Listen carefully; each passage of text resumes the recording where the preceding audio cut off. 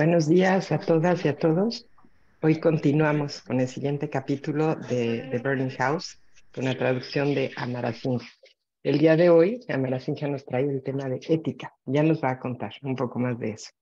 Entonces, sin más, le dejo la palabra a Amara Singh. Gracias, Amara Singh y Singha Dharma, por esta mañana de reflexión. Adelante. Gracias, Dayabasi.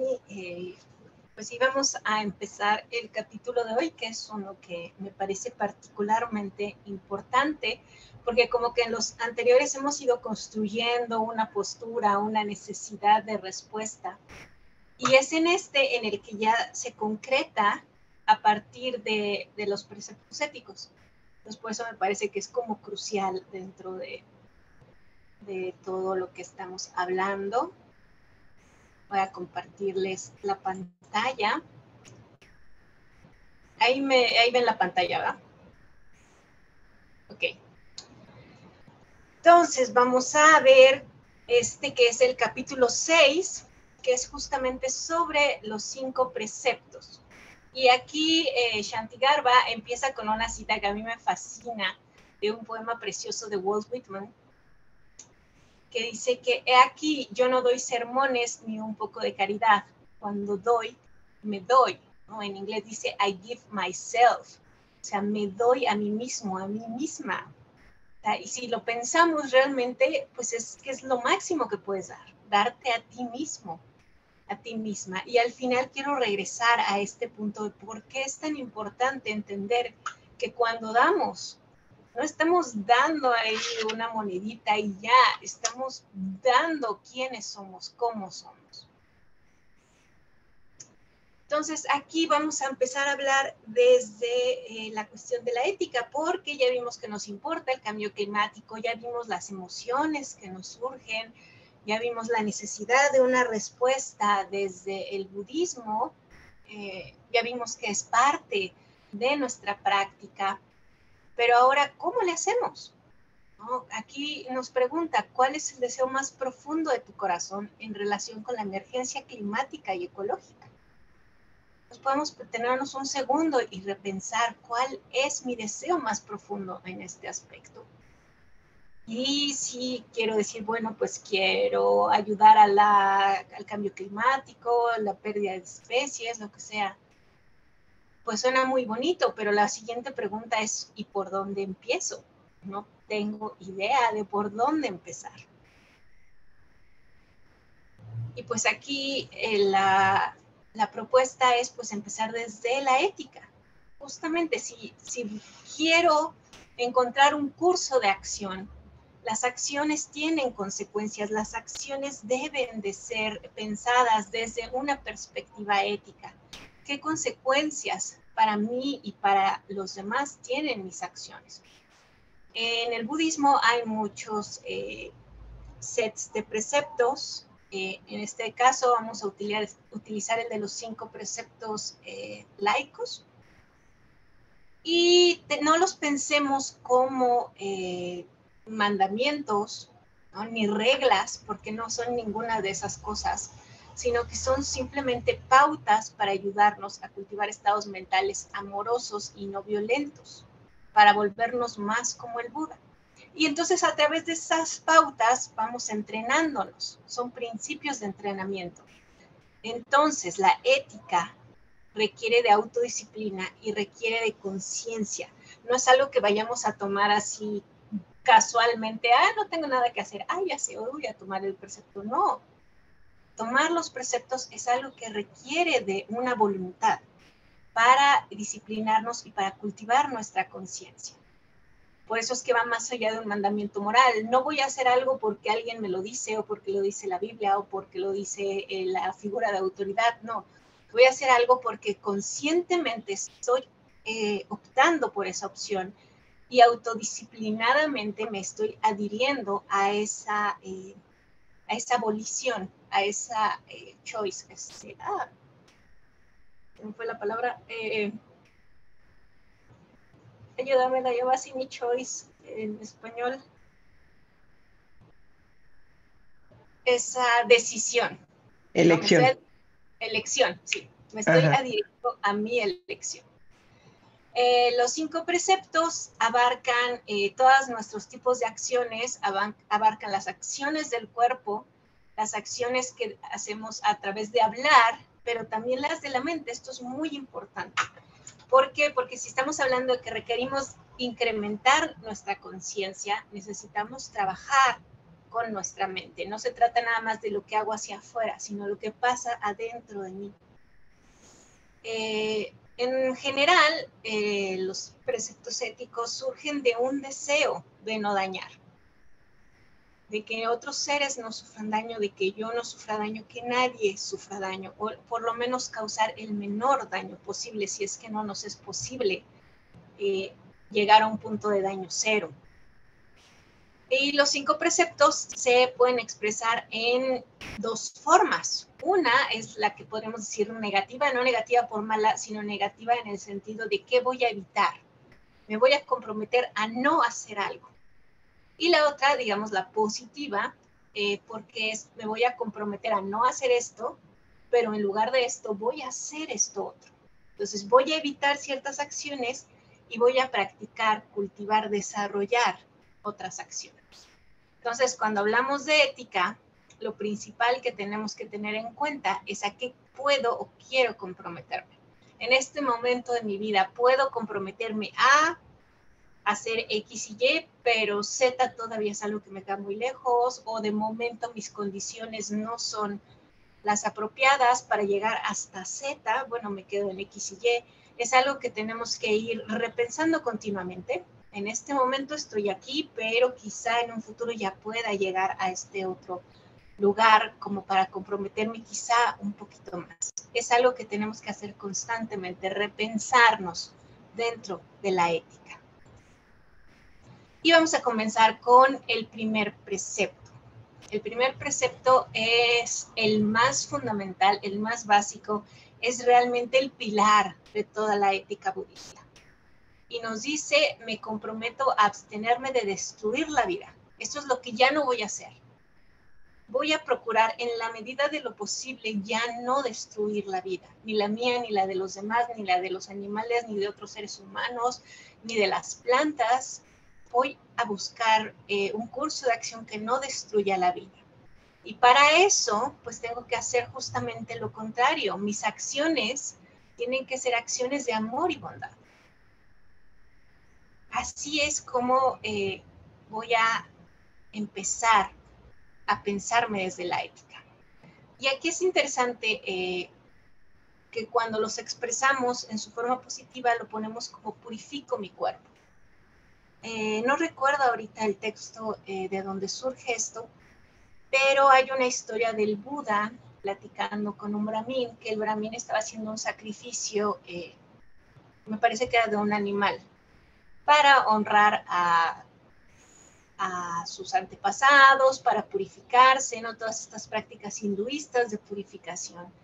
Y entonces el Buda le decía, es que una acción de violencia no puede ser purificadora. Una acción de violencia no te va a purificar a ti ni va a ennoblecer a tus antepasados. Si realmente quieres purificarte, si realmente quieres honrar tu legado, honrar a tus antepasados, etcétera, lo que tienes que hacer es actuar desde la ética. Entonces, por eso es que también se puede pensar en términos de purificación. Voy a purificarme, voy a purificar mis acciones, voy a purificar mi vida a través de una actitud ética, a través de acciones éticas, que en este caso pues serían aquellas de amor y bondad. Y bueno, ¿por qué es importante no matar, no destruir la vida? Porque cuando lo estamos haciendo, estamos negando al ser. Es la negación absoluta de tu valor. ¿No? Si yo no tengo ningún reparo en quitarte la vida, es porque estoy negando absolutamente tu derecho a existir, estoy negando absolutamente quién eres. Entonces, por eso es que realmente matar es un daño a cualquier ser vivo. Matar a cualquier ser vivo. Hay veces que dicen, no, pero es que como el perro no tiene planes a futuro, no pasa nada si lo mato sin dolor. Pero le estás quitando la vida, le estás quitando quién es. Entonces, sí, es un daño per se. Practicar este precepto significa también actuar de manera que afirme al ser en lugar de negarlo. O sea, no nada más es que no te voy a matar, no te voy a lastimar, sino que voy a actuar de manera que voy a reafirmar tu presencia, tu derecho de estar aquí. Significa dar espacio a otros seres para permitirles ser ellos mismos y generar bondad amorosa y actuar desde este estado. Te guste o estés de acuerdo con los demás o no. Es decir, no nada más se trata de que le voy a conceder ese derecho a la vida a quienes me caen bien, a quienes me gustan, no, porque entonces estaríamos yendo en contra de este principio de la vida en general. ¿No? Estamos hablando de la vida en general, no nada más la que a mí me conviene o la que a mí me gusta. Y en ese sentido quería traer a colación lo que ha pasado en los últimos días aquí en México. Para quien no lo sepa, hubo una persona que lastimó muy seriamente a un perrito al ponerlo en aceite hirviendo. Y pues obviamente la reacción de la gente fue muy, muy, muy fuerte. Afortunadamente las autoridades actuaron y la persona ya está pues enfrentando cargos. Pero el problema es, ¿por qué esa reacción tan grande? Y todos los días pasa esto otro. Todos los días hay seres sintientes que estamos lastimando de maneras horribles y no nos importa. A esto es lo que nos estamos refiriendo. A este perrito sí se le está concediendo su existencia, se le está reafirmando que era un ser vivo que merecía vivir y no merecía ser lastimado. Mientras que, por ejemplo, esta langosta, lo que estamos haciendo es negar su existencia como un ser vivo valioso. Simplemente lo reducimos a un producto, es lo que se llama cosificar. ¿No? Ya no es un ser vivo sintiente que sufre, es una cosa que voy a usar para mi beneficio.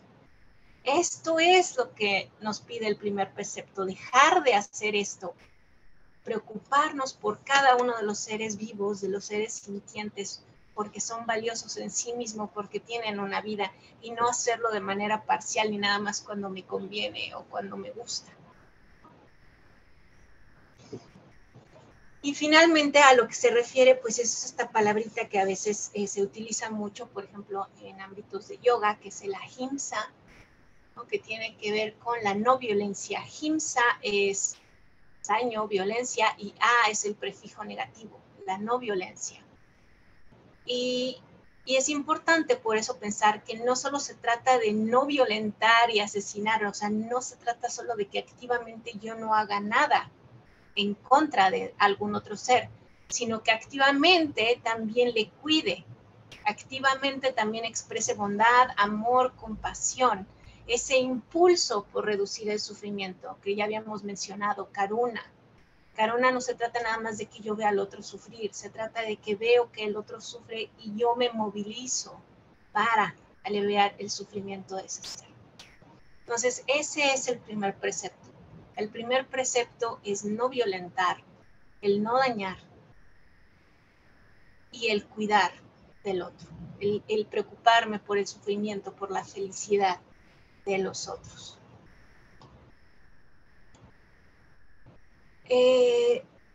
Y bueno, ya que lo estamos pensando en la cuestión del cambio climático, pues tenemos que pensarlo en la cuestión pues más aterrizada de, por ejemplo, de qué me estoy alimentando. Esta alimentación implica el uso de tierra, implica pesticidas, implica contaminación, sistemas culturales, económicos, qué estoy consumiendo, cómo lo estoy consumiendo, de dónde lo estoy consumiendo, a quién le estamos quitando sus hábitats naturales, a quién le estamos quitando el agua limpia, estamos impactando a la flora y fauna. Entonces, esto también lo podemos pensar un poco en efectos kármicos. Karma es acción y tenemos que pensar en las consecuencias de estas acciones. Y la no acción, nos recuerda aquí Shantigarba, la no acción también es un tipo de acción. Porque a lo mejor, pero yo no estoy haciendo nada terrible, pero tampoco estás haciendo nada para ayudar. es también una acción, es una elección, porque yo le estoy eligiendo activamente no hacer nada. Y eso también trae consecuencias kármicas.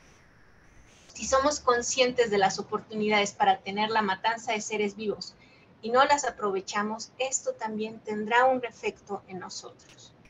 Lo que permitimos seguirá sucediendo. Eso tenemos que pensarlo. No nada más que yo no participe, es que si yo lo permito, es lo que sigue sucediendo. Por eso tenemos que hacernos este tipo de preguntas. ¿Cómo vivir en el medio ambiente sin dañar a otros o poner en peligro sus vidas? ¿Cómo cultivamos la reverencia por la vida mientras vivimos en una cultura de consumo? No es nada fácil, no es nada fácil. Vivimos en una cultura en la que tenemos esta inmersión dentro del consumo constante, sobre todo si vivimos en ciudades. Porque no tenemos espacio, por ejemplo, para plantar mis propios alimentos. No tengo espacio para salir y recolectar frutos del bosque. ¿No? Si voy a sobrevivir, pues tiene que ser a través del consumo, de lo que otras personas traen hacia mí. Y bueno, si estamos hablando, por ejemplo, del consumo de alimentos, pues algo que tenemos que tener en cuenta es que una dieta basada en plantas es la mejor opción si lo que queremos es dañar menos. Porque una dieta basada en plantas no es nada más el no consumir al animal directamente. Una dieta basada en plantas involucra muchos asuntos. La ganadería en sí es sumamente dañina para los animales que están ahí, es sumamente dañina para el ambiente porque causa una gran deforestación y contaminación.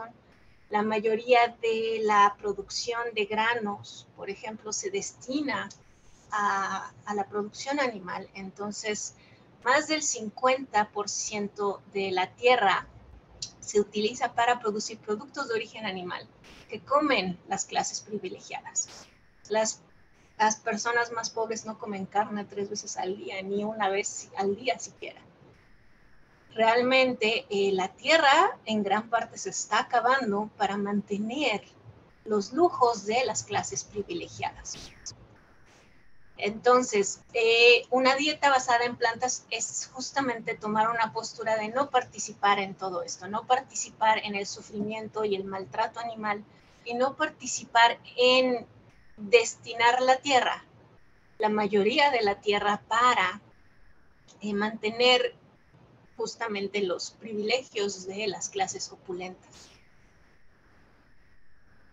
Por otro lado, pues no se trata nada más de que yo no lo haga como por una regla, sino que sea también que yo lo haga porque es una cuestión de amor y de bondad.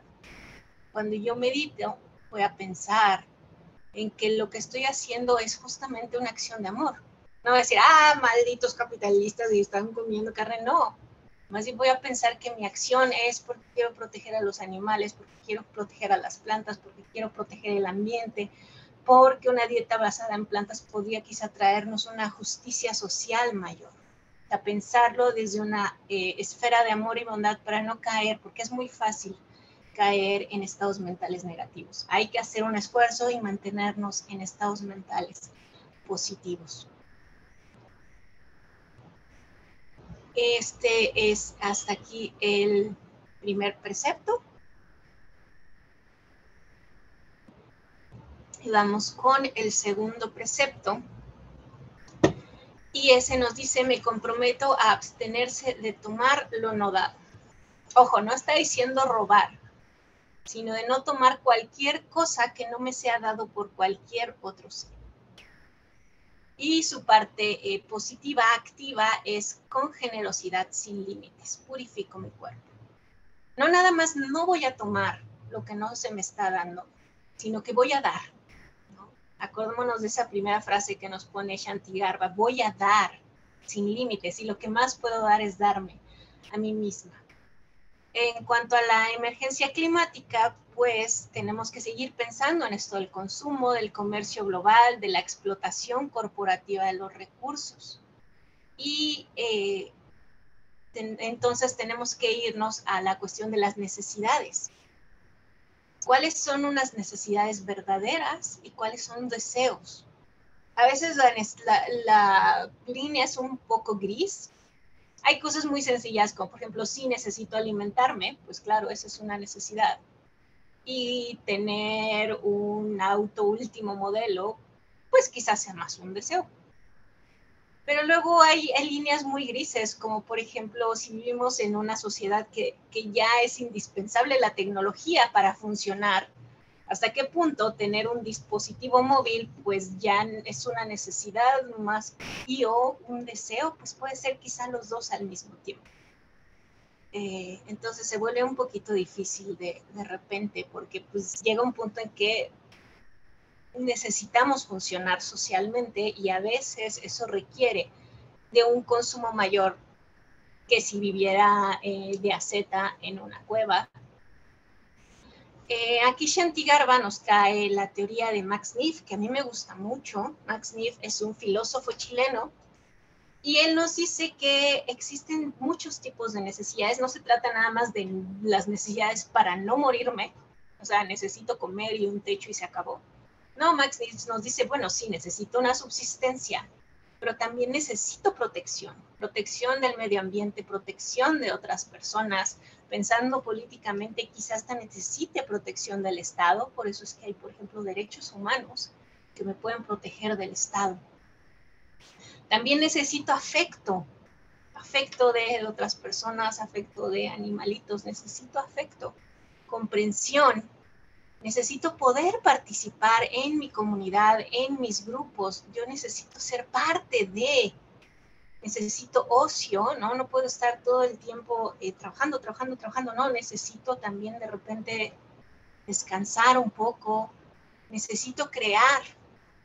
Es algo que a algunas personas pueden resonar más que otras, pero necesitamos crear.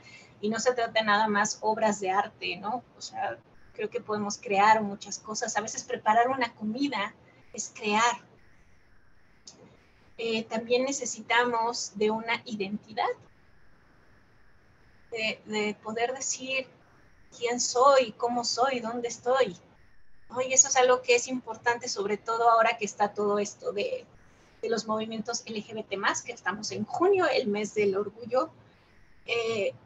Y hay que reconocer que hay personas que tienen esta identidad en juego, personas que no se les reconoce la identidad. Eso es importante. Tenemos esta necesidad de una identidad. Y finalmente, pues de libertad. Necesitamos libertad para hacer, para decir, para participar, o sea, necesitamos libertad para muchas cosas. Y entonces, ¿cómo vamos a satisfacer estas necesidades? Bueno, para eso hay satisfactores, y hay satisfactores hábiles y hay satisfactores torpes, ¿no? Por ejemplo, puedo satisfacer mi necesidad de subsistencia a través de un trabajo que beneficie a otras personas. Pero también podría satisfacer mi subsistencia a través de un trabajo torpe, no robando cosas. O podría satisfacer mi necesidad de afecto comunicándome honestamente y relacionándome honestamente con otras personas, o podría hacerlo a través de mentiras, por ejemplo. Entonces hay satisfactores hábiles y hay satisfactores torpes. Necesitamos tener eso identificado para encontrar cómo estamos satisfaciendo nuestras necesidades. También hay satisfactores múltiples, ¿no? Por ejemplo, si mi trabajo es un trabajo de subsistencia correcta, que me ayuda a tener protección, en el cual me relaciono afectivamente con otras personas que me comprenden, estoy en un lugar donde puedo participar, donde me puedo relajar, donde encuentro una identidad, bueno, entonces vemos que ese es un satisfactor hábil múltiple. Eso es algo que lo que deberíamos de estar buscando, ¿no? Esos satisfactores que nos ayudan y que ayudan a los demás y que nos dan mucho en un solo paquete, ¿no? Es lo que la teoría de Max Neff. De hecho, yo tengo un artículo al respecto que salió en Animal Político, no me acuerdo si este año o el año pasado, pero creo que se llama Manos sobre las bocas, manos sobre los oídos, por si lo quieren buscar, pero por ahí está mi artículo de Animal Político. Y bueno, ¿cuáles son las necesidades de la humanidad, por ejemplo, en relación al petróleo, el carbón, ¿no? Todos estos combustibles fósiles? Dependemos enormemente, creo que no tenemos ni idea de la magnitud de la dependencia que tenemos como humanidad de estos combustibles. Es algo brutal, es impresionante. Y es tan grande que por eso es que las llamadas energías verdes no han logrado sustituirla. Al contrario, cuando generamos, por ejemplo, electricidad a partir del aire o a partir del sol, lo que pasa es que eso se agrega, se suma a la cantidad de energía usada, no la está sustituyendo, no está sustituyendo a los combustibles fósiles. Por eso es que es importante pensar en una reducción en el consumo de energía y no nada más en cambiar unas por otras. Y pensándolo en cuestión de lo que estamos tomando, pues los humanos estamos tomando lo que no nos está dado a escala planetaria. No se trata nada más de que yo tome del que tengo al lado, estoy tomando de todo el planeta. Como humanidad estamos tomando todo lo que el planeta ni siquiera nos quería dar, ¿no? El carbón y el petróleo estaban allá sumergidos en la tierra. Ah, no, pues lo voy a ir a sacar para mi beneficio y lo voy a ir a sacar y voy a causar un desbalance terrible en la tierra por mi beneficio nada más. ¿Y de quién estamos tomando estos recursos? ¿De quién estamos dañando los recursos? Pues de seres humanos y no humanos, ¿no? Hay algo que se llama las huellas de carbono, ¿cómo se llaman? Externas de países, por ejemplo, del norte global, ¿no? Por ejemplo, Europa, Estados Unidos. A veces pueden decir, es que yo tengo una huella de carbono interna muy baja. Pues sí, pero es que lo que estás tomando, lo estás tomando afuera. Entonces, todo tu impacto lo estás dejando allá afuera, en África, en Sudamérica, en Asia, ¿no? Cuando compramos, por ejemplo, la fast fashion, la ropa de Shein y la ropa de Zara. ¿Dónde se está quedando el verdadero impacto social y ambiental de esas prendas? Pues en Bangladesh, en Vietnam, en países de tercer mundo. Entonces, ¿de quién estamos tomando esos recursos? Y bueno, tenemos que pensar en términos de reutilizar, reciclar, cómo compramos, cómo consumimos, cómo viajamos, cómo nos limpiamos, cómo calentamos nuestras casas. Bueno, afortunadamente en México no, pero bueno, en el centro de México, en el norte sí tienen que pensar en el invierno, pero tenemos que pensarlo, cómo invertimos, cómo nos reconectamos con la tierra, cómo cultivamos el jardín, si es que tenemos, en cómo y dónde vivimos, etcétera. Es un poquito agobiante, yo lo sé, lo entiendo. Yo me agobio, yo misma me agobio, pero por eso es que tenemos que recordar que el camino de la ética es eso, es un camino y es paso a pasito. Vamos avanzando, pero poquito a poquito. Hoy lo que puedo hacer es no comer productos de origen animal. Por ahí voy a empezar. Hoy lo que puedo hacer es cambiar mis prácticas en mi pequeño jardín. Hoy lo que puedo hacer es no voy a comprar este producto que no me hace falta y que daña el planeta poquito a poquito. No nos agobiemos, sino que vayamos viendo poco a poco, hoy qué puedo hacer. Ese fue el segundo precepto. Vamos con el tercer precepto. Me comprometo a abstenerme de una conducta sexual inapropiada y con tranquilidad, sencillez y contento purifico mi cuerpo. Perdón, se me fue aquí la palabra. Es contento. No me deja. Aquí está. Perfecto. Y aquí Shanti Garba lo que nos recuerda es a esta persona, el doctor Ambedkar, que si son seguidores de Tierra Adentro, pues ya tuvieron todo un ciclo al respecto de quién fue el doctor Ambedkar. Es una figura muy, muy importante para comunidades de intocables en India, pero también para Triratna, porque él ha sido parte fundamental de cómo empezó todo el movimiento con nuestro maestro Sangharakshita. Pero bueno, el doctor Ambedkar nos dice, yo mido el progreso de una comunidad por el grado de progreso que han logrado las mujeres. ¿Por qué? ¿Qué tiene que ver eso con lo que estamos hablando ahorita? Y es que es muy importante pensar en cuestiones de género. Cuando estamos hablando de cambio climático, de justicia socioambiental, tenemos que pensar desde una perspectiva de género. Por eso es que necesitamos hablar de ecofeminismo. El ecofeminismo surge a finales, bueno, por ahí de los 70s, el siglo pasado, en el que se vio que ya había todo este movimiento ambiental, pero Françoise de Bon, una feminista, nos dijo, es que tenemos que pensar que también la cuestión de género afecta al medio ambiente. ¿Por qué? Porque hubo una sobrepoblación enorme de los baby boomers, ¿no? Este boom de bebés, y lo que ella se dio cuenta es que ocurría en gran parte, pues sí, por los avances en la medicina, en la técnica, bla, bla. Pero también ocurría en gran parte porque las mujeres no eran dueñas de su propio cuerpo. Cuando las mujeres son simplemente máquinas reproductoras y no pueden decidir cuántos hijos tienen, cuándo los tienen, si es que los quieren tener, es un problema social y ambiental. Por eso es que es importante que las mujeres tengamos control sobre nuestro propio cuerpo, sobre nuestra propia vida, y podamos decidir si queremos o no queremos tener hijos, con quién tenerlos, cuándo tenerlos, cuántos tenerlos. Nada más un hijo menos por persona puede ahorrar 58 toneladas de carbono por año.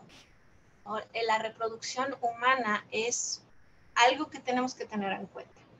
Nuestra reproducción humana tiene un costo ambiental muy grande, sobre todo si vivimos en sociedades opulentas. Y por eso es que las cuestiones de ecofeministas son relevantes. Que la mujer pueda decidir no tener este hijo por las razones que sean, que la mujer pueda decidirlo, tiene un impacto muy grande en la sociedad y en el medio ambiente. Y bueno, eso es en la conducta sexual, la cuestión sexual, que las mujeres seamos capaces de decidir sobre nuestra reproducción, pero nos vamos ahora a la otra parte. Tranquilidad, sencillez y contento. Ahí otra vez aquí se me quedó la traducción rara. Pensémoslo en cuestiones de consumo, que no es lo mismo que consumismo, que no es lo mismo que felicidad. ¿No? Lo que nos han vendido es que la felicidad viene a través del consumismo y que es lo mismo que el consumo, pero no es así. Yo consumo pues porque lo necesito, ¿no? Necesito consumir alimentos, necesito consumir ropa, tengo unas necesidades ahí que cubrir, ¿no? Como hablábamos ahorita de los satisfactores. El consumismo ya va más allá, ¿no? Yo no necesito cambiar todo mi guardarropa cada temporada, por ejemplo. Eso ya es extremo, ya es un consumismo. Y eso no nos da la felicidad, y eso ya nos debería de quedar claro, ¿no? Es de los años, desde el siglo pasado se vio que, pues sí, un incremento en el nivel socioeconómico en un principio sí trae aumento de la felicidad porque tienes acceso a mejores recursos, más tranquilidad, protección, etc. Pero llega un punto en que seguir ganando dinero no significa que seas más feliz. Al contrario, incluso puede ser que seas menos feliz porque entonces ya estás todo el tiempo preocupándote por ganar más dinero, ¿no? Y entonces vivimos en este ciclo de necesito trabajar para generar dinero para consumir y sigo trabajando para generar dinero para consumir, y así pasamos nuestra vida entera en este ciclo. Trabajo, dinero, consumo, trabajo, dinero, consumo. Y estamos viviendo realmente, nos estamos conectando realmente con otros, con el medio ambiente, con la naturaleza, o nada más estamos dedicando nuestra vida a este consumo excesivo. ¿Dónde está aquí la tranquilidad, la sencillez y el contento? Hay un texto de Bhante que me gusta mucho, creo que está en el de los 10 pilares, y nos dice, no confundamos el alivio temporal de nuestra avidez con la felicidad. Cuando yo entro en este ciclo, estoy tranquilizando temporalmente mi avidez aquí. Ya trabajé, ya gané dinero, ay, me compré el nuevo teléfono. Qué bonito se siente. Pero ya salió otro, necesito el nuevo. Es muy distinto a, estoy tranquila, tengo un teléfono nuevo, no es nuevo, no me importa, estoy bien y no estoy preocupándome por si tengo el iPhone 20,000.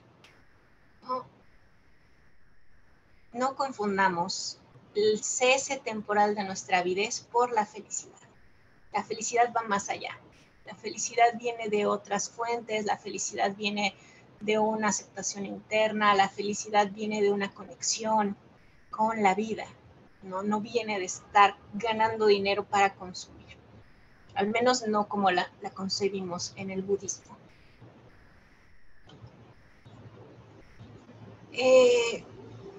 Como les decía, si seguimos el camino del Dharma, pues no pensamos que la felicidad venga de las cosas materiales, sino de un compromiso significativo con la vida, de los valores positivos por los que vivimos y de la calidad de nuestras relaciones, especialmente nuestro cuidado por los demás. ¿Cómo puedo vivir una vida feliz, fundamentada en tranquilidad y sencillez y contento? Podemos pensarlo así. Hasta aquí el tercer precepto, vamos con el cuarto.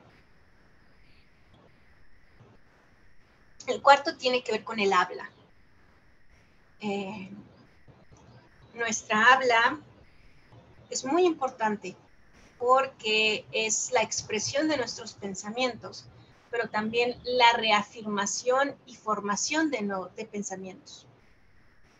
Por eso es que tenemos que cuidar qué hablamos, dónde lo hablamos, cuándo lo hablamos, con qué palabras, escoger mis palabras.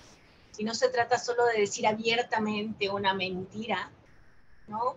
Sino que a veces tenemos un lenguaje que es muy duro, que es muy áspero. No te estoy diciendo la verdad, pues sí, pero me lo estás diciendo de una manera horrible. O estás haciendo murmuraciones a mis espaldas, estás contando chismes que están lastimando a otras personas. A veces no se trata nada más de no decir abiertamente la mentira, sino que tenemos formas de hablar que pueden lastimar muchísimo y que pueden afectar gravemente nuestros estados mentales.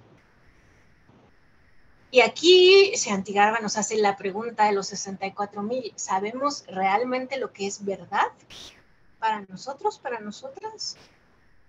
¿O estoy nada más hablando desde lo que yo creo, lo que alguien más me dijo? Alguna vez me he puesto a reflexionar profundamente qué es lo que siento, de dónde viene eso que siento y eso que pienso. Y si lo que yo estoy pensando es nada más una perspectiva parcial y no es la verdad del universo, es simplemente como yo lo estoy encontrando. Entonces la comunicación veraz implica un profundo autoexamen, autoconciencia, autoconocimiento, muchísima humildad de decir no lo sé, de decir pues esto es lo que yo pienso, pero pues es una perspectiva parcial mía, ¿no? Yo no tengo la verdad. Eso es importante cuando estamos pensando en el habla y en cuestiones de verdad. Por eso se dice veraz, comunicación veraz. Es lo que es verdad para mí, pero no puedo afirmar que sea la verdad del universo, quizá. Y en términos, por ejemplo, ya más allá de mí, puedo pensar en cómo me está afectando el habla, por ejemplo, corporativa a través de publicidad, cómo eso me está llevando al consumismo, las relaciones públicas, propaganda gubernamental, las noticias falsas. Noticias falsas, ¿no? Por ejemplo, noticias que me dicen informaciones que no son ciertas o informaciones parciales. el noticiero que yo estoy viendo está a favor o en contra del gobierno. La persona que estoy escuchando está a favor o en contra del cambio climático. ¿Estoy tomando eso en cuenta? A lo mejor no, porque nos gusta que nos digan lo que queremos oír. Y si a mí me cae mal el gobierno actual, bueno, pues voy a buscar quien me diga que está mal. Y ahí me voy a quedar. Y no me abro a bueno, ¿qué tal si sí hizo esto bien? ¿No? O si yo no soy negacionista de algo, pues voy a buscar quien me lo niegue para reafirmar esas ideas. Entonces aquí tenemos que tener una apertura a escuchar posturas que no concuerden con las mías y poner mis propias posturas en análisis y ver hasta qué punto se mantienen o no se mantienen. Si yo escucho todos los argumentos en contra, ¿se puede mantener mi postura? A lo mejor no. Y tengo que recapacitar y ver qué está pasando.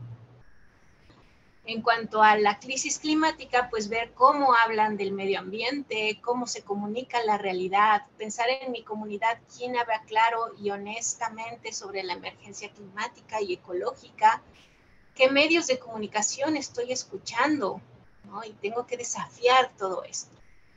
Aquí Shanti Garba nos trae el ejemplo de Taraloka. Taraloka es un centro de retiros en Inglaterra que se declaró en emergencia climática. Y bueno, ya cuando, si pueden ver el texto en inglés o ya cuando salga la traducción, pues ahí viene toda una entrevista con las mujeres que viven ahí. Es un centro de retiros para mujeres. Y ellas explican cómo decir estoy en emergencia climática, hablarlo, ponerlo de frente, pues trae muchas consecuencias para ellas como personas, como practicantes y como un centro de práctica del Dharma.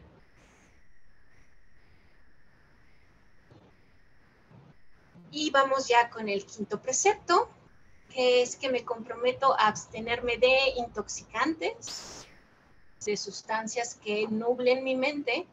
Y la contraparte sería cultivar una conciencia clara, una conciencia lúcida.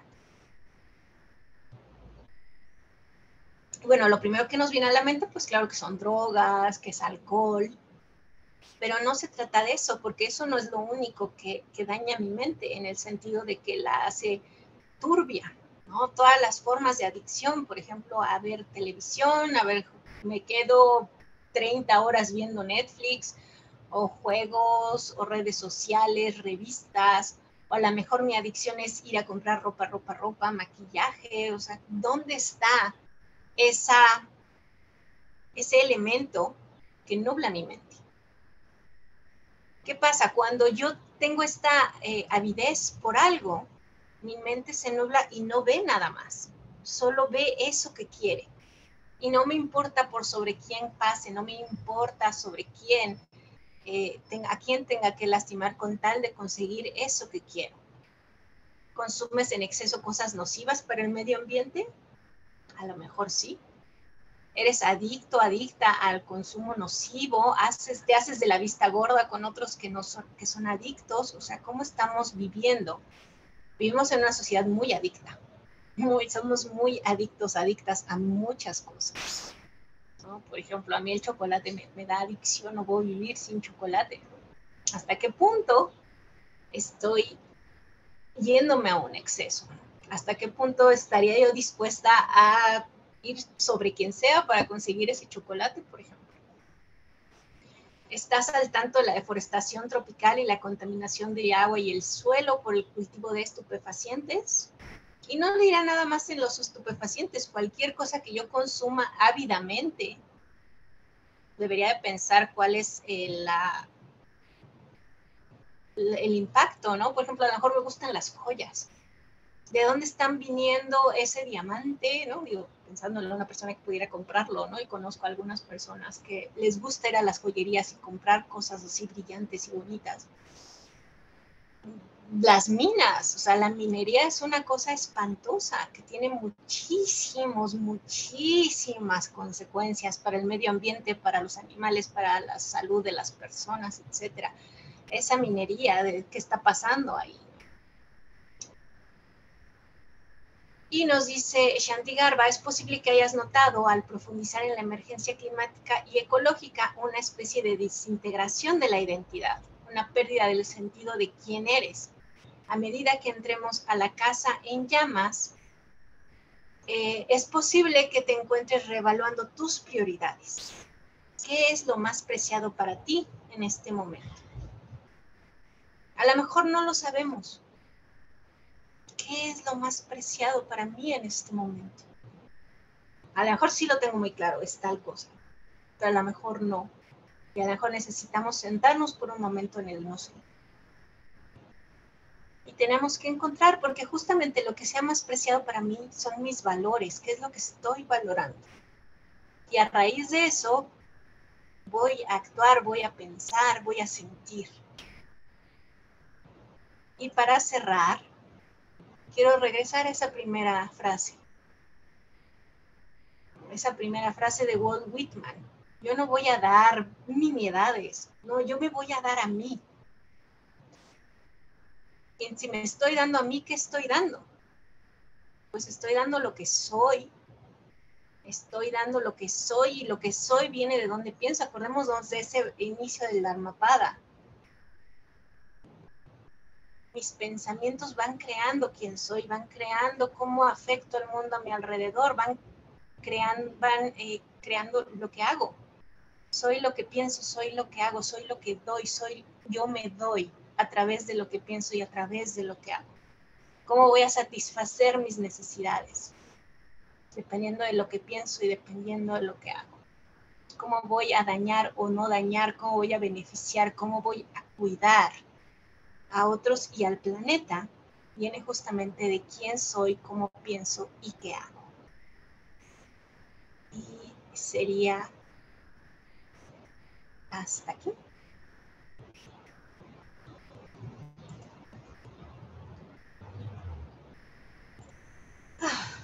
Preguntas, dudas, comentarios, inquietudes, quejas, reclamos, confesiones.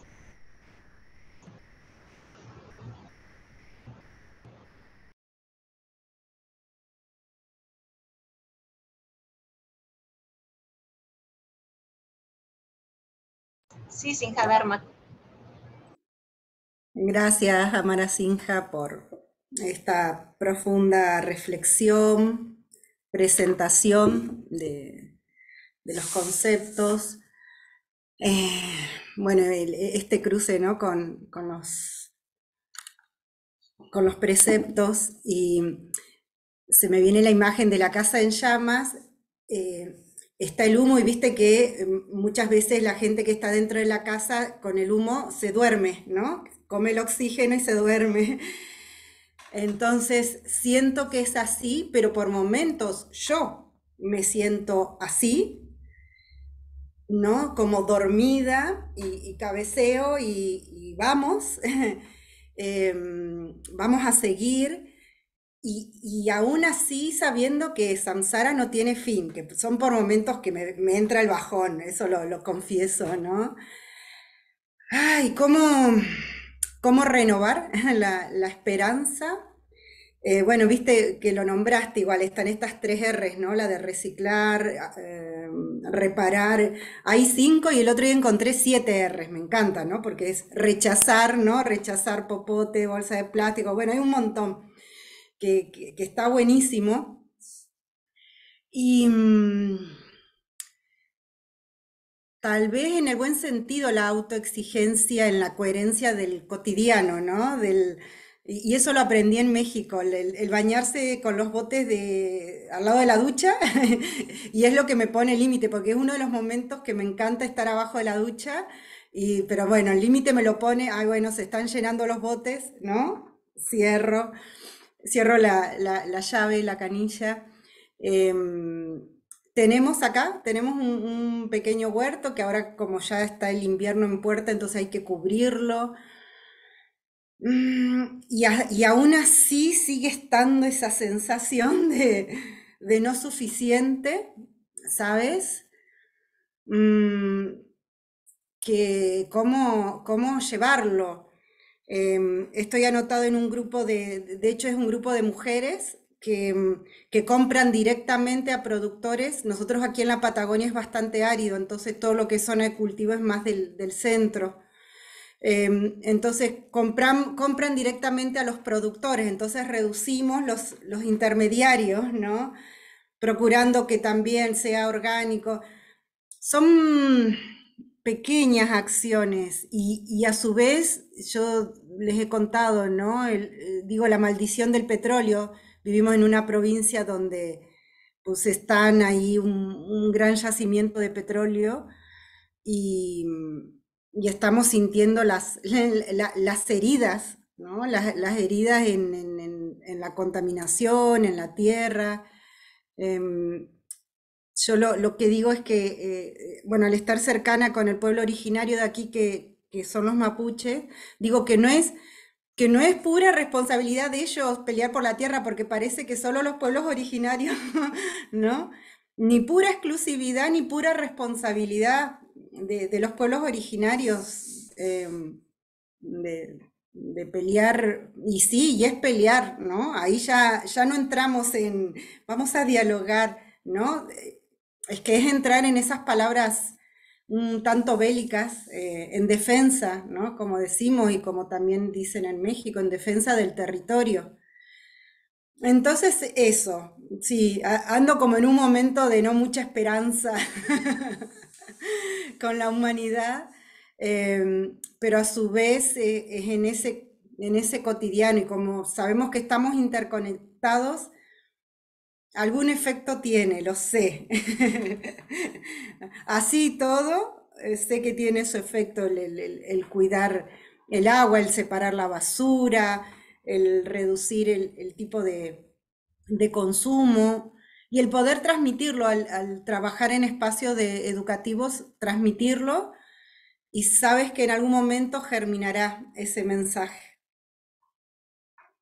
Gracias. Muchas gracias, Sinja Dharma. Muchas gracias también, Amara Sinja. Queda mucha reflexión. La forma en la que fuiste desmenuzando los preceptos, esta parte, por ejemplo, de cómo no tomar, no significa solo no robar, ¿no? Y luego la otra parte de la forma del habla, ¿no? Y cómo podemos enfocarla de diferentes formas. A veces nos quedamos muy cortos, ¿no? Con el concepto de los preceptos. Yo aprecio mucho esta posibilidad de apertura y de reflexión para poder darnos cuenta de cómo nuestra presencia en este mundo puede tener un impacto tan profundo, ¿no? Y dejar, pues no necesariamente una huella positiva, ¿verdad? Pero la posibilidad de poder tener una huella favorable, positiva, para beneficio de otros. Gracias, gracias de veras por compartirlo. Voy a dejar aquí la grabación, la voy a cerrar ahora. Queda abierta la sala para seguir reflexionando. Muchas gracias.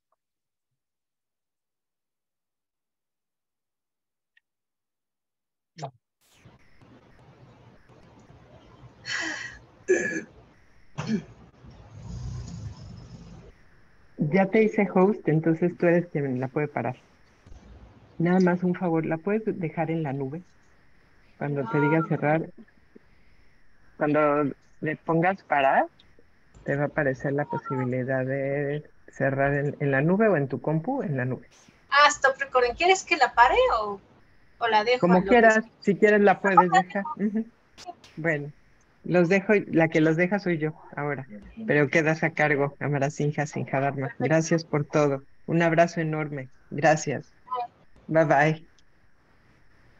Ay, me interesó esto que dijiste ahorita, Sinja Dharma, porque justamente en la mañana que estábamos en la sesión de Earth Sangha, pero de Inglaterra, estábamos hablando de, por ejemplo, este sentimiento que tenemos, que compartimos de no estoy haciendo suficiente. Y cómo puedo llevar esto de una manera no violenta, pero que sea tomada en cuenta, porque eso es gran parte del problema, que a veces el activismo no violento es ignorado. Y por eso me gustó eso que hablabas, de que es una guerra, pues es que en cierta forma sí. Y hablábamos de esta palabra, ¿no? Disruptive, ¿no? Disruptivo. A veces tienes que ser disruptiva, a veces tienes que irrumpir en las vidas de otras personas, ¿no? Porque a lo mejor están dormidas, como decías, por este CO2, por cualquier cosa, por las adicciones, por lo que sea. Pero hasta qué punto podemos hacer eso de una forma no violenta, pero tienes que hacerlo, porque el mensaje en sí es disruptivo. El mensaje, tu casa está en llamas, es disruptivo. ¿No? Claro, el problema es que el otro mensaje, por ejemplo, el de sigue consumiendo, el mensaje de todo va a estar bien, el mensaje de tú solo confía en el gobierno y la tecnología, es muy seductor. Y realmente el mensaje más disruptivo es ese, pero está tan bien armado que es súper seductor. Y en cambio el que nosotros queremos decir a veces eso suena como el feo, como el horrible, como el violento. Y bueno, ahí es donde andamos como en un camino muy, muy gris de hasta dónde necesitamos hablar disruptivamente, pero sin caer en un discurso violento, o, no sé, es una discusión muy grande. Sí, gracias. Veo que está Elena, no sé si quieras decir algo. Hola, buenos días. Pues gracias. ¿Sí me escuchan bien? Es que no tengo los audífonos, ¿sí? Sí, Ok. sí, se escucha bien.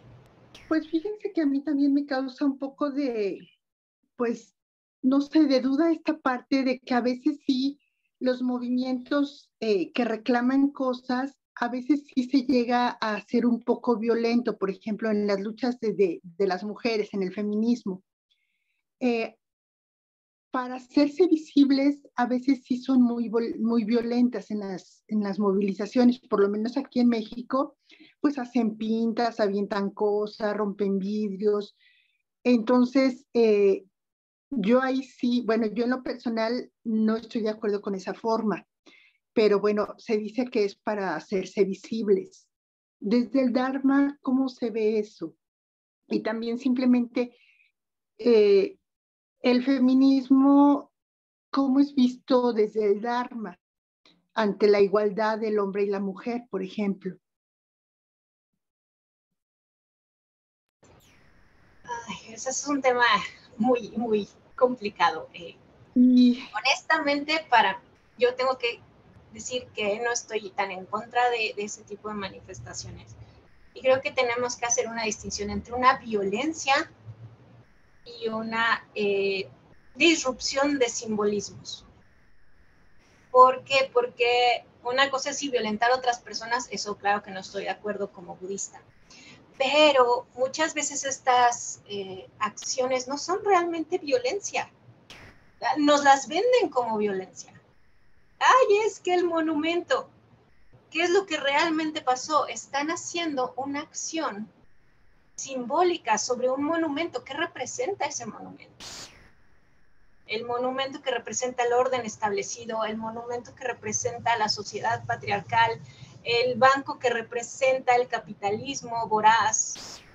Y entonces se está haciendo una acción simbólica en contra de ese símbolo. O sea, estamos tratando de resignificar el símbolo, de cambiarlo, de quitarle el poder. Y eso para mí no es violencia, por lo menos no en el sentido agresivo de lastimar a otros. Para mí es un símbolo importante de lucha y de necesidad de cambiar las formas de pensar. Claro que si voy por la calle pegando a la gente, pues sí, ahí sí no estoy de acuerdo. Pero para mí, por ejemplo, pintar un monumento es una acción social de protesta importante, porque estamos justamente diciendo nuestra postura en contra del orden establecido que representa ese monumento. Pero bueno, esa es mi postura. No sé si Sinjadharma tenga otra y no sé si eso te haga sentido a ti, pero al menos para mí es como yo lo veo. Y respecto al hombre y la mujer, pues sí, claro que en el budismo a veces dicen, bueno, pero es que se trata de trascender la dualidad. Sí, pero para trascender la dualidad primero tenemos que empezar por una equidad. No podemos simplemente brincarnos 20 pasos allá adelante y decir, ay, es que no importa el género, cuando estamos viviendo en una sociedad con violencia de género, por ejemplo. Primero tenemos que resolver ese problema y ya después podemos pensar ahora sí en trascender todas esas dicotomías, pero no puedo trascender las dicotomías si no puedo ni salir a la calle yo sola, por ejemplo en India, y que me violenten, o en zonas, comunidades de México donde no puedo salir sin que me roben, me maten. Es lo que a mí me parece, pero no sé si Sinha Dharma tenga otra perspectiva.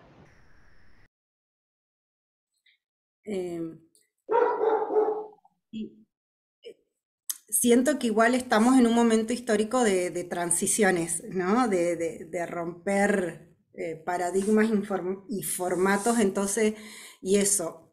Y las transiciones por lo general no son muy armónicas, es como destapar la olla a presión, entonces claro que va a salir fuerte y después de miles de años de patriarcado, o sea, no es que van a venir los hombres o una forma de ejercer el poder, ¿no? Muy patriarcal, masculina, que va más allá si tienes un cuerpo de hombre o mujer. O sea, y no van a venir a decir, oye, ¿te quieres liberar? ¿No? Sí. Entonces es como, va a haber todo el tiempo está en tensión, ¿no? Los seres humanos estamos en tensión todo el tiempo, ¿no? Esta forma de, como dice el poder como forma vincular, no como algo que hay que ir y está, no sé, en el Palacio de Gobierno, sino que es una forma de vincularnos. Puede ser de manera respetuosa, o sea, simétrica o asimétrica, ¿no? De uno sobre otro, entonces todo el tiempo. Decimos, mientras haya humanidad hay conflicto seguro. Así que eso que ni qué. Y hay, por lo que yo logro entender, hay muchos feminismos. María Sinja habló de, no sé si de ecofeminismo hablaste o de, hay feminismos comunitarios. En lo personal tal vez he estado más cerca de lo que es más desde los pueblos originarios, ¿no? Como las mujeres se entienden, o sea, hay distintos roles, ¿no? Una diferencia, pero no una diferencia de superior o inferior, sino una diferencia de, pues, festejemos que somos diferentes y cumplimos distintos roles en la sociedad. Vuelvo a lo mismo, sin romantizar nada, porque con humanidad de por medio, conflicto seguro.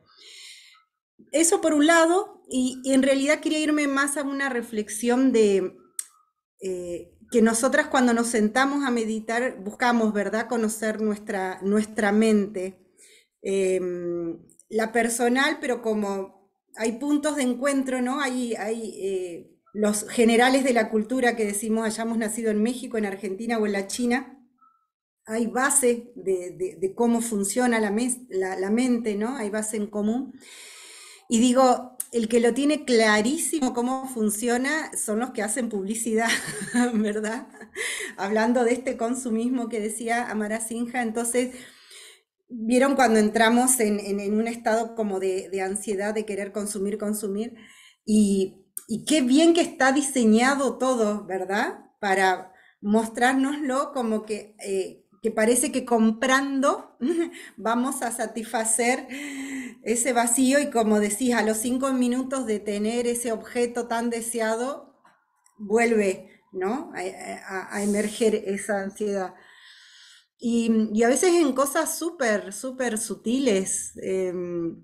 Ayer justamente es compartirles un poco ahí la reflexión. Y en realidad eran, hasta si se quieren, cosas básicas que necesitaba, ¿no? No sé, pasta de dientes, cepillo de dientes, porque según yo le bajé bastante al consumismo, pero era, bueno, a ver, no sé, eran las 9 de la noche y yo quería ir a comprar para que me quede en la reserva, entonces era, a ver, tranquila. O sea, no es que no tienes para esta noche, ¿no? Para lavarte los dientes, pero había una ansiedad, pero entonces era, bueno, a ver, ¿qué está pasando? ¿Qué está pasando ahí? ¿No? Que la mente busca satisfacer con ir y comprar eh, objetos. Entonces tienes todo un dispositivo de, no sé, supermercados abiertos 24 horas, ¿no? esa supuesta libertad, ¿no?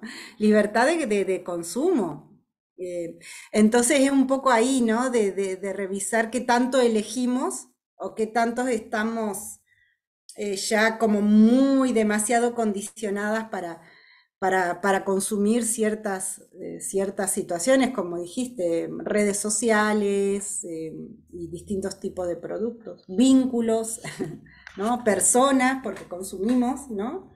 Porque así es la mente humana, así es la mente humana. Sí, entonces, bueno, es un poco compartir esa reflexión, compañeros.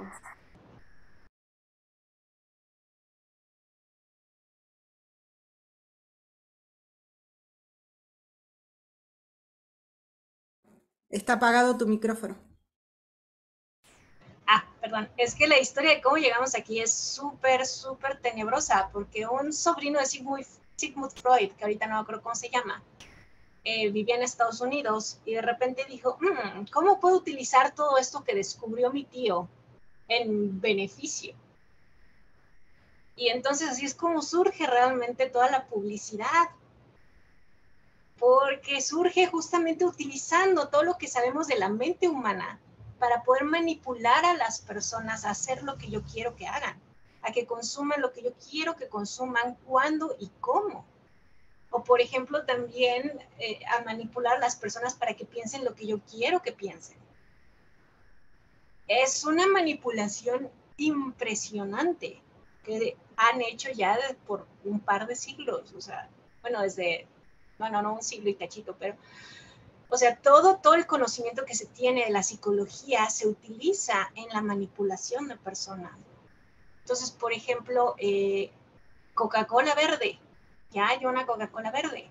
Entonces, ¿por qué demonios hay personas locas gritando en la calle que se va a acabar el mundo por el cambio climático? Si Coca-Cola me dice que todo está bien, si Coca-Cola tiene una botellita verde, si Coca-Cola patrocinó la Convención Internacional de Cambio Climático.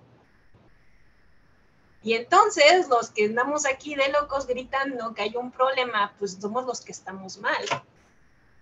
Y lo mismo pasa con cualquier activismo, ¿no? Si haces activismo de liberación animal, si haces activismo feminista, pues ¿por qué? Si el gobierno me dice que todo está bien, si las corporaciones me dicen que todo está bien, y lo dicen de una forma tan bonita que me entra a la cabeza. Y estamos luchando contra eso. Esa es parte del problema del activismo, que estamos luchando contra ese monstruo de manipulación psicológica impresionantemente grande. Por eso es que tenemos que tener mucho cuidado en cómo decimos, dónde lo decimos, cuándo lo decimos. No es nada fácil, porque pues, vamos en contra de toda una cultura y una política y una sociedad. Y no es sencillo. Pero bueno, no sé si tengan algo más que decir. Pues yo les quiero agradecer porque esa inquietud la tenía, como que de repente tomo las cosas muy literal, pero creo que sí no hay que olvidar pues el contexto en el que están surgiendo todos estos movimientos, como me decía, ¿no? Entonces, pues me encantó escucharlas, la verdad, muchas gracias. Les agradezco tanto la conferencia como pues esta oportunidad de conversar con ustedes. Muchas gracias, mucho gusto. Igualmente, Elena, gracias a Mara Sinja por todo el esfuerzo de la traducción, del resumen de este hermoso libro. Gracias. Gracias. Gracias, hasta luego. Hasta luego. Todavía si hacemos una pequeña meditación, paro la grabación. Claro. Ok. Sí. O la dejo. No me acuerdo si Dayabasini deja la grabación de la meditación. Creo que no. No, ¿verdad? La paro.